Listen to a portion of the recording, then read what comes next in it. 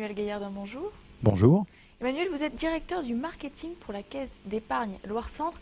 Alors Emmanuel, comment se positionne la Caisse d'épargne Loire-Centre en ce qui concerne le rapport Pogé commandé par Christine Lagarde?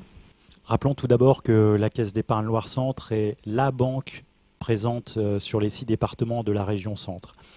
Alors, la Caisse d'épargne Loire-Centre souhaite construire avec ses 1,4 million de clients une relation durable et mutuellement profitable fondée sur la confiance et la transparence. Nous avons donc décidé d'anticiper la mise en œuvre d'un certain nombre de recommandations du rapport Pogé en travaillant d'une part notre tarification des services bancaires et en lançant les nouveaux bouquets liberté.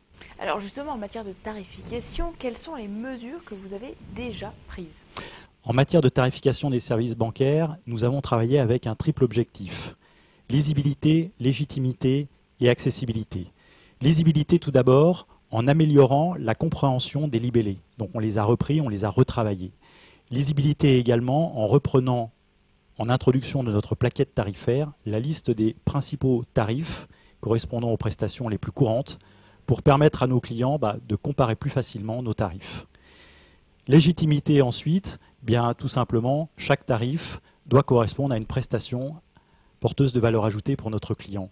Et puis enfin accessibilité, c'est-à-dire des tarifs qui soient dans le marché. Et à ce titre-là, nous avons eu la bonne surprise de constater que la Caisse d'épargne Loire-Centre est classée 2e dans la dernière étude de l'UFC Que Choisir comme la banque, enfin l'une des banques les moins chères de la région.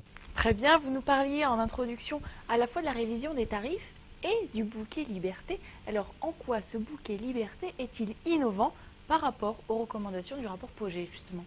Alors le bouquet liberté, il est innovant à double titre. Premièrement parce que c'est l'une des premières offres du marché à répondre strictement aux préconisations du rapport Pogé. La deuxième innovation, c'est que c'est une offre totalement à la carte, totalement personnalisable et modulable en fonction des besoins du client. Elle se compose d'un socle, composé d'une carte et d'un service permettant de consulter ses comptes à distance.